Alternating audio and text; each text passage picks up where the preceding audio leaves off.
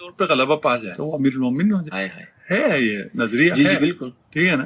انسانی عقل سے اگر پوچھا جائے بھئی ایک آدمی نے غلبہ پایا، ڈکٹیٹر ہے، اس کی وجہ سے آپ مجبور ہیں، خاموش ہونا پڑتا ہے، نہیں تو جان جاتی ہے. یہ شیعہ ذاکر کہہ رہا ہے کہ جس کے آگے مرحب بھی کھڑا نہ ہو سکا، جس نے خیبر کا دروازہ اکھاڑ پھینکا، اس سے حضرت سیدنا صدیق اکبر نے نا اس مولا علی سے جو خلافت ہے نا تلوار کے زور پر خرید لی. بدبختو ملونو، تم بات کرتے تمہیں پتہ ہی نہیں چلتا کہ تم مولا علی کی گستاخی کر رہے ہو اور دوسرے صحابہ کی بھی گستاخی کر رہے ہو. تم خود مولا علی کی افضلیت اصل میں ثابت کرتے کرتے تمہاری کتابوں میں تو اصل لکھا ہوا ہے.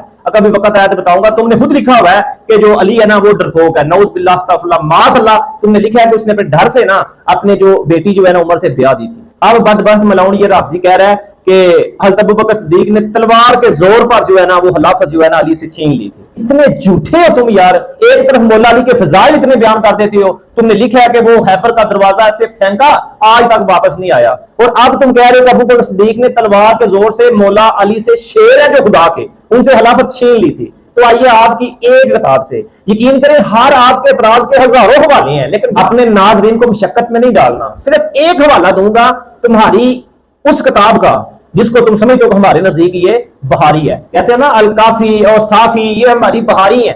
آج میں حوالہ بھی تمہیں اسی کتاب سے دیتا ہوں کہ مولا کائنات اصل میں مجھے حیرانگی پتہ ہے کہ تمہاری عقلوں پر ماتم کرنے کو دل کرتا ہے کہ تمہاری کتابوں میں کچھ اور لکھا ہے اور ذاکر تمہارے خود سے بکواس اور کرتے ہیں. وہ کم از کم جو تم شیعہ سامنے بیٹھ کے اپنے ذاکروں کی بات سن رہے ہو ان سے کم از کم یار اتنا تو پوچھ لو کہ اے ذاکرہ جو تو جھوٹ بول رہا ہے یہ کہاں سے تو نے دیکھا ہے بغیر دلیل کے. یار تو نے مان لیا کہ صحابہ جو ہے نا وہ اہل بیت کے دشمن تھے. تفسیر صافی یہ سامنے سکرین پر چل رہی ہے. انہو فن شہدو علی رسول اللہ صلی اللہ علیہ وآلہ وسلم انہو استعلت ابا بکر قال ما سمیت رسول اللہ صلی اللہ علیہ وسلم آلہ و اوسی الیکا قال فعل اعتانی قال اجتمع الناس علی ابی بکر فکنت منہم. تفسیر صافی ہے، یہ ان کی تفسیر اپنی ہے. سورہ محمد کی یہ آیت نمبر 1 ہے اور اس کی تفسیر میں حضرت امام باقر سے روایت ہے کہ ایک بار ایک مجلس میں مولا علی حاضر ہوئے اور وہاں حضرت ابن عباس بھی تھے. تو مولا کائنات کے سامنے وہاں پر جہاں پر حضرت ابن عباس بھی تھے نا، وہاں پر جب مولا علی آئے تو حضرت علی رضی اللہ عنہ کے سامنے ابو بکر صدیق رضی اللہ عنہ کی خلافت کی بات چلی. تو آپ نے فرمایا، مولا علی نے فرمایا فن شاہدو، لکھا ہے تمہاری کتاب میں، لکھا ہے پڑھو کیا لکھا ہے. آپ نے فرمایا میں گواہی دیتا ہوں کہ نبی صلی اللہ علیہ وسلم نے ابو بکر کو خلیفہ بنایا علی رسول اللہ صلی اللہ علیہ وسلم ان استحلت ابا بکر کالا ما سمیت، کہ میں نے سنا ہے، میں گواہی دیتا ہوں کہ نبی صلی اللہ علیہ وسلم نے ابو بکر کو خلیفہ بنایا. پھر جب حضرت ابن عباس نے کہا نا کہ اے علی ہمیں تو یہ تھا کہ نبی کریم صلی اللہ علیہ وسلم آپ کو خلیفہ بنا کر گئے ہیں،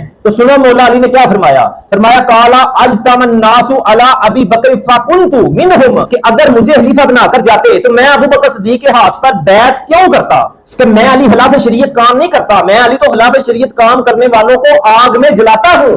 اگر رسول اللہ صلی اللہ علیہ وسلم نے مجھے خلیفہ بنایا ہوتا تو کیسے ہو سکتا تھا میں رسول اللہ صلی اللہ علیہ وسلم کے حکم کی نافرمانی کرتے ہوئے ابو بکر صدیق کے ہاتھ پہ بیعت کرتا. میں خلاف شرع علی میں خلاف شرع کام نہیں کرتا، اور اگر میں خلیفہ ہوتا نا تو میں ابو بکر صدیق کے ہاتھ پر بیعت کیوں کرتا. ابن عباس کے پوچھنے پر یہ بتایا حضرت مولا کائنات نے. اور تمہاری اپنی کتاب صافی تفسیر سورہ محمد آیت نمبر 1 امام باقر سے روایت، اور بکواس کرتے ہو کہ مولا کائنات سے جو تلوار کے زور پر ابو بکر صدیق نے خلافت چھین لی. اور میں تو حوالوں کے انبار بتا دوں کہ مولا کائنات نے کتنی نمازیں پڑھی ابو بکر صدیق کے پیچھے، اور مقتدی بن کر ابو بکر صدیق اپنے امام پر اعتراض نہیں آیا. مولا کائنات کو بدبخت ہو تم، مولا علی کو کیا بھنگ چسپی کہ مولا علی کو نہیں مانا جاتا. ابو بکر صدیق کی خلافت اور امامت کا اقرار کر کے مولا علی کی محبت مکمل ہوتی ہے.